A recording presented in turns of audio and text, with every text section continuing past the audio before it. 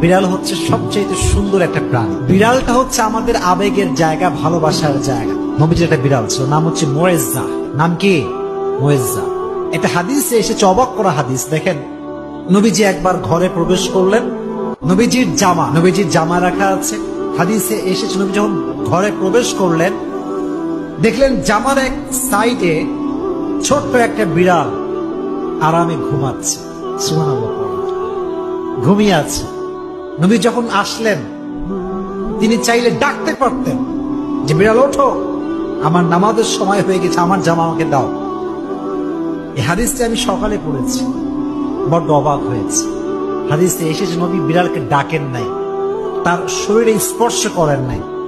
নবীর জামার যে অংশে বিড়ালটা শুয়েছিল, নবীজি ওই অংশটুকু কেটে ফেলেছেন, তবুও বিড়ালকে ডিস্টার্ব করে নাই। সুবহানাল্লাহ।